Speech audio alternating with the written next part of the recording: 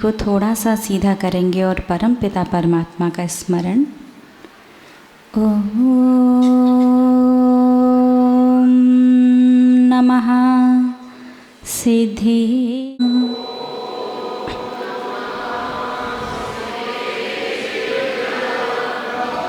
ओम नमः सिद्धिभ्यः।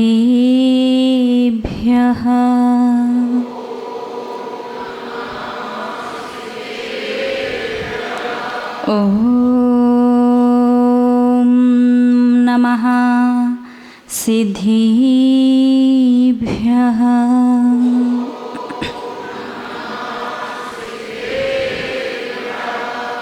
जन्म जन्म कृतं पापं जन्मकोटिमुपार्जितं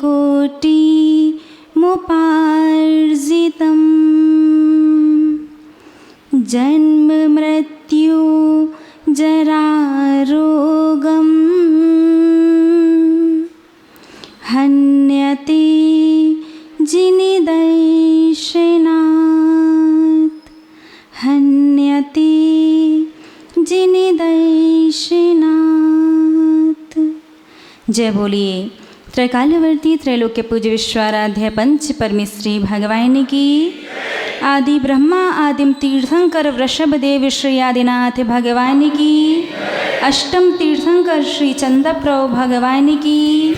श्री अरिष्ट नैमिनाथ भगवान की। विश्ववंदनीय भगवान महावीर स्वामी की। परम गुरु परम पिता परमात्मा 1008 श्री सीमंतर स्वामी भगवान की। 20वीं सदी के प्रथमाचार्य चारित्र चक्रवर्ती आचार्य भगवंत श्री शांति सागर जी मुनि महाराज जी की। अभीष्ण ज्ञानोपयोगी परम पूज्य आचार्य गुरुदेव श्री वसुनंदी जी मुनि महाराज जी की। रत्नत्रयधारी तपोधन श्रेष्ठ मम शिक्षा गुरु परम श्रद्धेय अगणियारिका श्री सौम्य नंदिनी माता जी की। अहिंसा प्रधान श्रीमद् जैन धर्म की। परम पूज्य 105 आरिका सुयोग नंदिनी माता जी की जय। आरिका संघ की जय। जन्म जन्म कृतं पापम जन्म कोटि मुपार्जितम। जन्मों जन्मों से बांधे गए करोड़ों करोड़ों पाप कर्म और जन्म मृत्यु जरा रोगम, और सबसे भयंकर रोग कौन से हैं? जन्म मृत्यु और जरा, संसार के सबसे बड़े रोग। और जन्मों जन्मों से उपार्जित किए गए करोड़ों करोड़ों पाप कर्म, ये सब की सब भगवान के दर्शन करने से हन्यते नष्ट हो जाते हैं। धर्म स्नेही महानुभाव, देव दर्शन की विधि को आप सभी लोग समझने का प्रयास कर रहे हैं कि एक श्रावक के जीवन में, एक सम्यक दृष्टि के जीवन में देव दर्शन का कितना महत्व है, ये सब आप जानने का प्रयास कर रहे हैं कि किस प्रकार से सही देव दर्शन करके हम अपने अनंत भवों के पाप कर्मों को तो नष्ट करते ही हैं, साथ में ऐसे सातिशय पुण्य का बंध करते हैं जो हमारे इस भव में आने वाली समस्याओं को भी समाप्त कर देता है और आगे आने वाले भवों में भी बहुत अनुकूल व्यवस्थाओं को बनाता है। तो कहाँ तक पहुँचे हैं अपन? मुट्ठी बंद द्रव्य, द्रव्य चढ़ी नहीं है, चढ़ाना है। चलिएगा तो हड़मोकार मंत्र हो गया और आपने अपने हाथों में द्रव्य, और द्रव्य में क्या लिया है?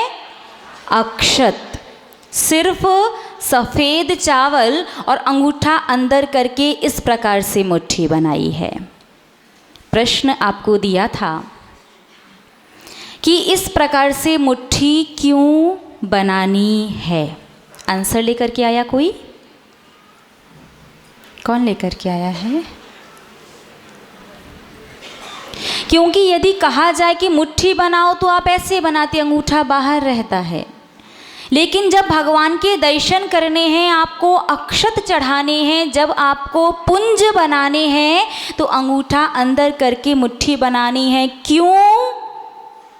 क्योंकि आप कहते हैं ना, आपने कभी भगवान से मोक्ष नहीं मांगा। अभी बताते हैं आपको। ये मुट्ठी एकता का प्रतीक है। चारों उंगलियां और अंगूठा मिलकर के एक हो गए तो एकता का प्रतीक। इसमें से यदि आप चाहें तो अंगूठे को अलग किया जा सकता है, लेकिन ये मुट्ठी जो है वो अखंडता का प्रतीक है। इसमें से चाहकर भी अंगूठा अलग नहीं किया जा सकता। अर्थात भगवान के दर्शन करते समय इस प्रकार से अखंड मुट्ठी बना करके आप भावना भाते हैं कि हे भगवान जिनेंद्र देव, अखंड मुट्ठी के माध्यम से मुझे अखंड पद की प्राप्ति। अखंड पद कौन सा है? संसार के जितने भी पद हैं सब खंड खंड हैं। एक ही व्यक्ति, किसी का पिता, किसी का पति, किसी का पुत्र, किसी का भाई, किसी का दादा, नाना, चाचा, काका, बहुत सारे खंड होते हैं। अरिहंतों का भी एक खंड बाकी है, सिद्ध बनना। लेकिन सिद्धों का दूसरा कोई खंड नहीं होता। कितने समझदार हैं आप लोग। शास्त्रों में लिखा है भगवान जिनेंद्र देव की दिव्य ध्वनि एक दिन में 4 बार खिरती है और भगवान चारों ही बार 7 तत्वों का वर्णन करते हैं, पूरी द्वादशांग जिनवाणी। लेकिन एक बार बोला गया सेंटेंस दोबारा रिपीट नहीं करते। क्यों नहीं करते? क्योंकि एक ही बात को एक ही तरीके से बार बार कहा जाता है तो क्या होता है? इरिटेशन। क्या बार बार वही बात लगा रखी है? नहीं करना हमें, जब करना पड़ेगा तब कर लेंगे। लेकिन एक ही बात को हमेशा हर बार अलग अलग तरीके से कहो तो कोई ना कोई तरीका तो समझ में आ ही जाता है। ठीक वैसे ही आप भी समझदार हैं तो हम उन्हीं के भक्त ना। जब वो अपनी बात रिपीट नहीं करते तो हम भी समझदार, हम भी बार बार कहेंगे भगवान मोक्ष दे दीजिएगा, मोक्ष दीजिएगा, सर्व कर्मों की निर्जरा जिनगुण संपत्ति हो मध्यम। तो शायद कर्मों को लगे कि जब देखो तब मोक्ष मोक्ष मांगता है।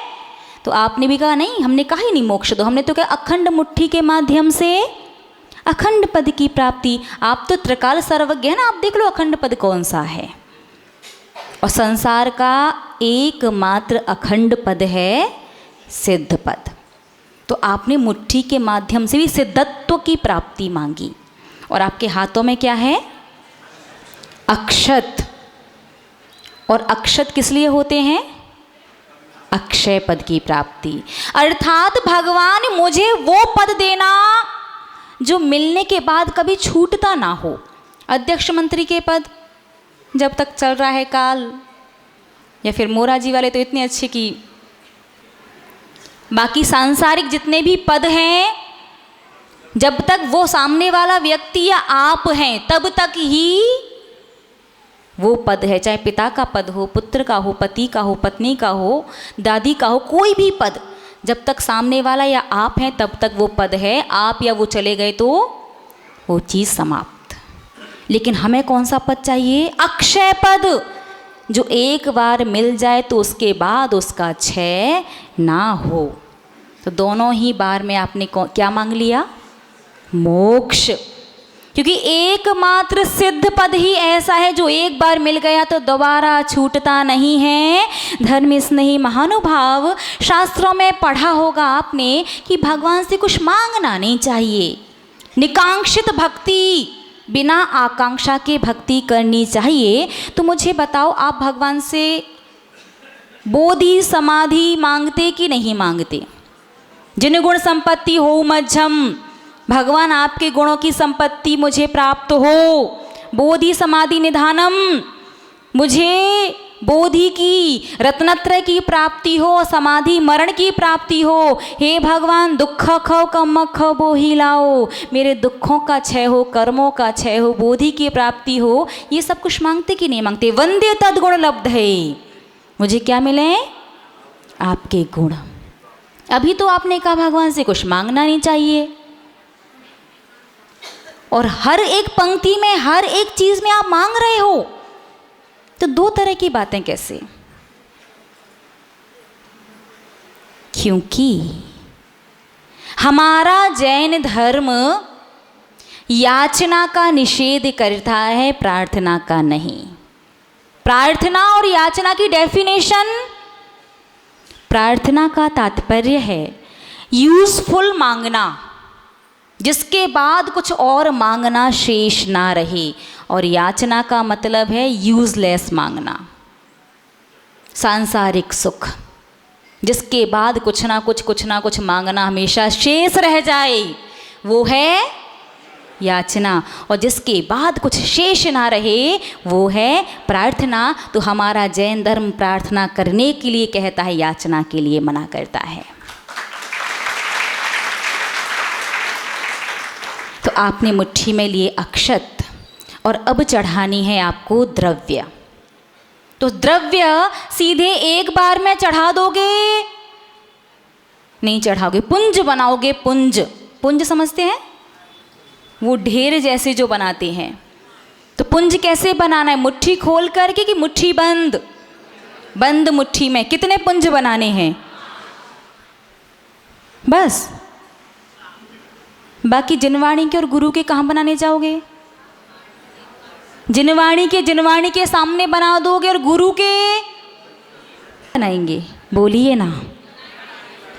आज मुझे ऐसा क्यों लग रहा है कि आप लोग थोड़ा सा आराम के मूड में बैठे। माती, जो आज जो सुनाना है सो सुना लो। यही सुनना है ना? बोलिए ना। समझना है ना? तो बीच बीच में बताते रहिए। पीछे वालों को सुनना है ना? हाँ, अभी ठीक है। कितने पुंज चढ़ाने हैं भगवान के सामने? 2, 5, 10 नहीं, पूरे 12 पुंज चढ़ाए जाते हैं, देव, शास्त्र और गुरु तीनों के। क्यों? पहले 5 पुंज पंच परमेष्ठी के, और उसके बाद 4 पुंज जिनवाणी के पुंज भगवान के सामने। क्यों? क्योंकि भगवान जिनेंद्र देव की वाणी ही जिनवाणी कहलाती है। तो उन्हीं की वाणी तो उन्हीं के सामने चढ़ाओ ना। कागज के वहाँ चढ़ाने जा रहे हैं आप, वहाँ चढ़ा सकते हैं, लेकिन यहाँ तो चढ़ाना पड़ेगा। यहाँ आपके पास ये विकल्प नहीं है कि नहीं चढ़ाओ तो चल जाएगा। नहीं, भगवान के सामने तो चढ़ाना पड़ेगा। पहले 5 पुंज पंच परमेष्ठी के, उसके पीछे 4 पुंज जिनवाणी के, और उसके पीछे 3 पुंज गुरु के, क्योंकि भगवान को परम गुरु कहा जाता है। गुरु के भी गुरु हैं। भगवान कौन है? परम गुरु। तो पूरे 12 पुंज। अब पुंज चढ़ाना कैसे है और बोलना क्या है, कोई बता सकता है? कौन सी बड़ी बात है? आपने तो अभी कहा ना, पहले पंच परमेष्ठी के 5 पुंज। तो अरिहंत सिद्धाचार्य, बोलिए ना, थोड़ा लाउड, थोड़ा जोर से बोलो।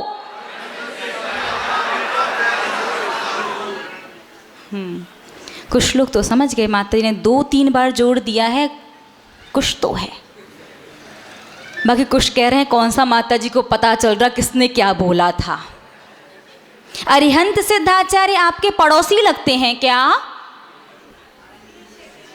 क्योंकि हमारे पूज्य गुरुदेव अक्सर एक बात प्रवचन में कहा करते हैं कि संसारी प्राणी को जितना आनंद घी खाने में नहीं आता, उतना आनंद जी सुनने में आता है। तो आप रिश्तेदार में, लोक व्यवहार में तो जी लगाते हैं, और अरिहंत सिद्ध तो आप ऐसे बोल रहे हैं बचपन से साथ में खेल के बड़े हुए हैं। तो सम्मान के साथ, विनय का पूरा ध्यान रखना है क्योंकि विनय मोक्षस्य द्वारो, विनय क्या है? मोक्ष महल का द्वार है। द्वार नहीं खुलेगा तो मोक्ष महल में प्रवेश नहीं मिलेगा। तो सबसे पहले आपने जो अपनी मुट्ठी ऐसे बनाई है, बिल्कुल बीच में सेंटर में अरिहंत जी और उसके ठीक ऊपर सिद्ध जी, सीधे हाथ की तरफ अरिहंत जी के बगल में आचार्य जी, अरिहंत जी के नीचे पीछे की तरफ उपाध्याय जी और उल्टे हाथ की तरफ सर्व साधु जी। और मुट्ठी को पूरा खाली करो, दोनों हाथों को जोड़ो और नमो नमः, क्या बोलना है? नमो नमः, इन्हें मेरा नमस्कार हो। फिर दोबारा चावल लो और उल्टे हाथ से सीधे हाथ की तरफ आओ। आप किस तरफ जाते? उल्टे से सीधे कि सीधे से उल्टे? देखो माता जी, सीधी सी बात है, फिर से आप पूछ रही हो। बताया तो है हम लोग कहाँ के रहने वाले? सागर के। तो देखो, जब जैसा मन हो जाता हम तो तब वैसा कर लेते, लेकिन ऐसा नहीं चलेगा। उल्टे हाथ से सीधे हाथ की तरफ आपको 4 पुंज चढ़ाने हैं। अब ये बताओ कि उल्टे से सीधे की ओर क्यों जाना है? नहीं, नीचे से ऊपर नहीं, अपन तो भी उल्टे से सीधे की तरफ गए। प्रथमानियोग, कर्णानियोग, चरणानियोग, द्रव्यानियोगेभ्यो नमो नमः, या प्रथमम कर्णम चरणम द्रव्यम नमः। उल्टे से सीधे की ओर क्यों गए? बात समझ में आ रही क्या? नहीं आई? प्रश्न तो समझ में आया, क्यों गए उल्टे से सीधे की ओर?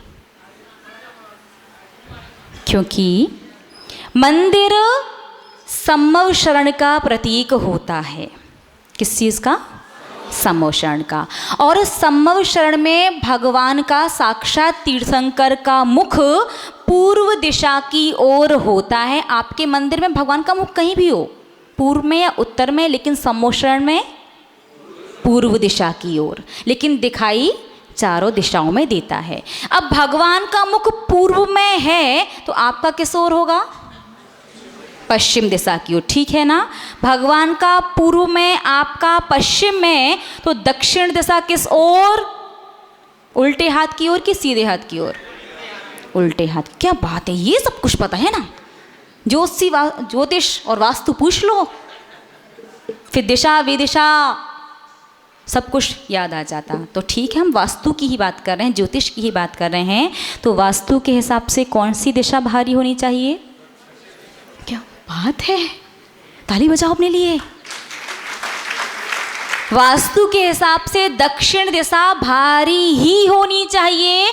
यदि दक्षिण दिशा हल्की रह गई तो खटपट होती है उस परिवार में, उस घर में रहने वालों के बीच में।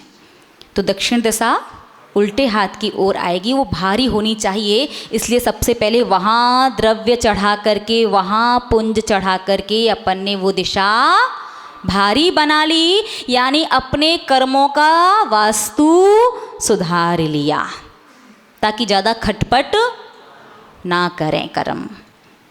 तो आप, ये तो हुआ वास्तु और ज्योतिष वाला लॉजिक।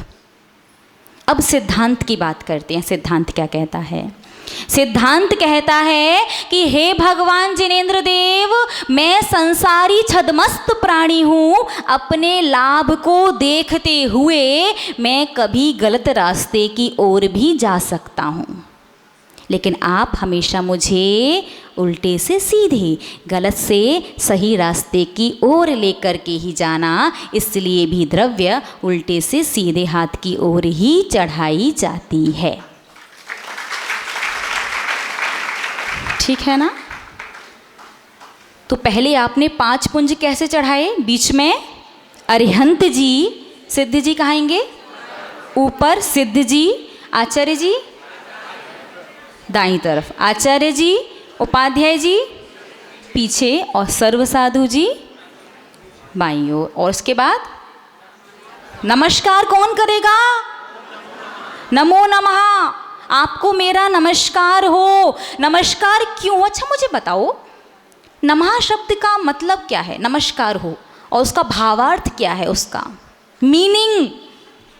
और हम कितना नमस्कार करते हैं सुबह से लेकर शाम तक, हमें दूसरा कोई काम है ही नहीं। कोई भी माला लगाओ, ओम अस्य ऊषा नमः, ओम नमः, ओम ह्रीम नमः, ओम ह्रीम श्री वृषभनाथाय नमः, श्री अजितनाथाय नमः, नमः नमः नमः। नहीं, फिर स्वाहा क्या करेगा? नमः मतलब नमस्कार हो, ये तो नमः का मतलब हुआ उसका अर्थ, नमस्कार हो। उसका भावार्थ क्या होता है? नहीं, नमोस्तु तो उसका भावार्थ होता है नमः का समर्पण। अर्थात भगवान मैंने आपके सामने पहले ही हथियार डाल दिए, क्योंकि जहाँ समर्पण होता है वहाँ अधिकार आ जाता है। जैसे बच्चे अपने माता पिता के प्रति समर्पण कर देते हैं, पैदा होते ही आपसे संपत्ति में हक तो नहीं मांगते हैं कि प्रॉपर्टी डिवाइड कर दो पहले से ही, मेरा हिस्सा कहाँ है, नहीं ना, उन्हें समर्पण कर दिया। अब बच्चों का अधिकार बनता है कि माता पिता पाल पोस करके अच्छे संस्कार दे करके उन्हें बड़ा करें और योग्य बनाएं। और आप लोग करते कि नहीं करते? आप सोचो, जिन बच्चों ने आपको आधा गिलास पानी नहीं पिलाया, जिन बच्चों ने कभी आपको अपनी मेहनत से कमा करके एक रोटी नहीं खिलाई, उन बच्चों को आप अपने से भी अच्छा जीवन देते कि नहीं देते? जब बच्चे पढ़ते नहीं तो आजकल पेरेंट्स एक ही बात कहते, बेटा तुम्हें तो इतनी सुख सुविधाएं मिल गई, हम तो स्ट्रीट लाइट में पढ़े हैं।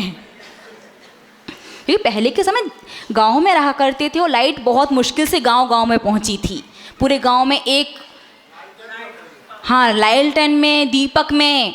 और आजकल तो बच्चों के पढ़ने के लिए स्टडी रूम अलग से होता है। पहले वो लैंडलाइन होती थी ना, हाँ, पूरा मोहल्ला उस एक लैंडलाइन से बात कर लेता था, वो जो होता है कॉइन डाल के, वो एसटीडी जो भी है। और अब तो घर में जितने मेंबर उतने फ़ोन, और एक एक के पास 2-2, 3-3। तो जो सुख सुविधाएं कभी आपको नहीं मिली, आप 2 जोड़ी कपड़ों में पूरी साल निकाल लेते हो, लेकिन बच्चों को हर त्योहार, हर फंक्शन पर 1 जोड़ी नए कपड़े। बच्चों ने क्या किया अभी तक आपके लिए? कुछ नहीं किया, उन्होंने समर्पण किया है। और समर्पण में होता है अधिकार। बच्चों का अधिकार बन गया कि आप उन्हें अच्छे से पाल पोस करके, संस्कार दे करके योग्य बनाएं। वैसे ही नमः शब्द का भावार्थ है समर्पण, कि हे भगवान जिनेंद्र देव, हे पंच परमेष्ठी, नमो नमः, आपको नमस्कार हो। मैंने अब आपके सामने हथियार डाल दिए, क्योंकि आप जानते हैं मैं छद्मस्त हूँ। जब भी जहाँ भी जैसा मौका आता है मैं पाप की ओर फिसला चला जाता हूँ। अब मैंने समर्पण किया है, अब तो मेरा अधिकार बनता है कि मेरे जीवन में जब भी उतार चढ़ाव आए तो आपको मेरी रक्षा करनी है। कितने समझ, एक नमो नमः करके बताओ पूरे जीवन का। आपने तो बीमा करवा लिया, हाँ, लेकिन ये धर्म वाला है। जो LIC वाला है ना, वो तो जीवन के साथ, और आप गए कि जीवन के साथ भी और परभव में भी, जीवन के बाद भी। तो एक नमो नमः का इतना बड़ा अर्थ है, इसलिए कोई भी छोटा पॉइंट भी आपको छोड़ना नहीं है। पंच परमेष्ठी क्यों नमो नमः किया? पुनः आपने अक्षत लिए और कहाँ से कहाँ गए? उल्टे हाथ से सीधे हाथ की ओर। कितने पुंज? 4। और क्या बोलना है? हाँ, प्रथमानियोग, कर्णानियोग, चरणानियोग, द्रव्यानियोग, या प्रथमम कर्णम चरणम द्रव्यम नमः। और उसके पीछे 3। अब कहाँ जाओगे? ऊपर से नीचे कि नीचे से ऊपर? दाएं से बाएं कि बाएं से दाएं? देखो माता जी, पहले आपने राउंड करवाया था, फिर लेफ्ट से राइट गए, अब ऐसा करते नीचे से ऊपर। अभी भी बाएं से दाएं ओर ही जाएंगे। सम्यक दर्शन, सम्यक ज्ञान, सम्यक चारित्र, नमो नमः। और इतना ही करना है आपको देव दर्शन में। अब इसके बाद यदि आप चाहते हैं, आपका मन है, आपकी भावना है, तो इतना चढ़ाने के बाद आप चढ़ा सकते हैं अर्घ, और नहीं चढ़ाना चाहें तो भी चलेगा। बात समझ में है ना? 12 पुंज, और 12 पुंज चढ़ाने के बाद अब करना है आपको बैठ करके नमोस्तु। नमोस्तु बड़ी कमाल की चीज़ है, नमस्कार। शास्त्रों में पंचांग और अष्टांग 2 प्रकार का नमस्कार है। तो अष्टांग तो द्रव्य क्षेत्र काल भाव की मर्यादा के अनुसार करना चाहिए। ऐसा नहीं कि आप लेट के और पीछे पूजन करने वाले की संकलिष्ठता बन रही है। तो हर समय और हर जगह अष्टांग नमस्कार नहीं होता। देव दर्शन में किया जाता है पंचांग नमस्कार। आप कितने अंगों का नमस्कार करते हैं, ईमानदारी बताइएगा। आप हम बताते हैं। अरे समय हो। वर्तमान में सबसे कॉमन कौन सी बीमारी है जो एक 1.5 साल के बच्चे से लेकर के 90 साल के वृद्ध तक को है? नहीं, शुगर तो देखो सबको नहीं होती, वो तो जेनेटिक आ जाए या फिर थोड़े बच्चे बड़े हो जाएं तो। कॉमन बीमारी मूड खराब होने की। हाँ, आजकल 1-1 साल के बच्चों का मूड खराब हो जाता है। पेरेंट्स एक ही बात को 2 बार समझाते, उनका मूड गर्म हो जाता है। मूड खराब हो रहा, बोलना नहीं अभी। होता कि नहीं होता? बोलिए ना। पहले तो नहीं हुआ करता था, ये अभी कहाँ से इतनी कॉमन कैसे हो गई ये बीमारी? इसका रीज़न है देव दर्शन के समय पंचांग नमस्कार नहीं करना। बहुत कम श्रावक है जो पंचांग करते हैं। अधिकांश श्रावक करते हैं 4 अंग का नमस्कार। पंचांग क्या होता है? 2 पैर, 2 हाथ और 1 मस्तक। ये 5 चीज़ें जमीन को स्पर्श करनी चाहिए, और अधिकांश लोगों का मस्तक तो हाथों पर ही रह जाता है। देख लो कैसे करते हैं आप लोग, झुकते हैं पूरा नीचे तक। हाथ तो जमीन को टच होते हैं लेकिन सिर जमीन को टच नहीं करता।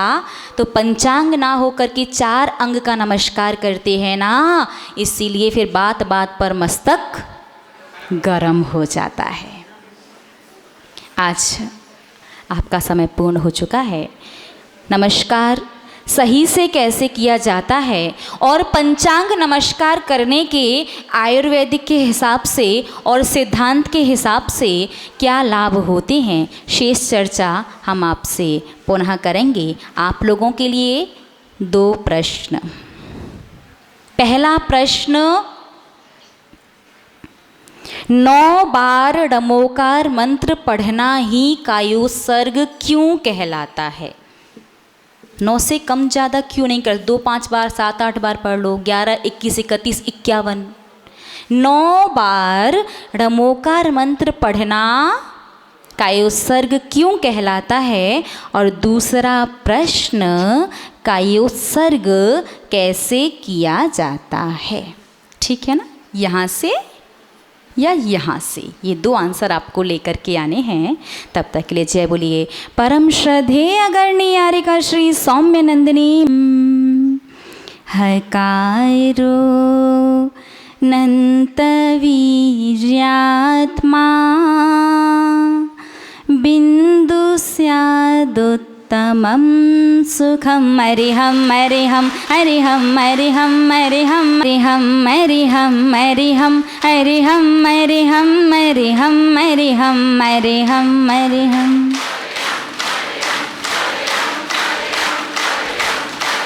अरिहम अरिहम अरिहम अरिहम अरिहम हम अरे हम मेरे हम अरे हम मेरे हम मेरे हम मेरे हम अरे हम मेरे हम मेरे हम मेरे हम अरे हम।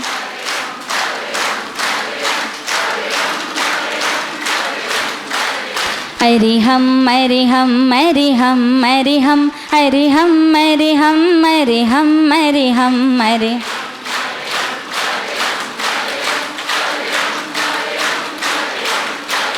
अरे हम अरे हम अरे हम अरे हम अरे हम अरे हम अरे हम अरे हम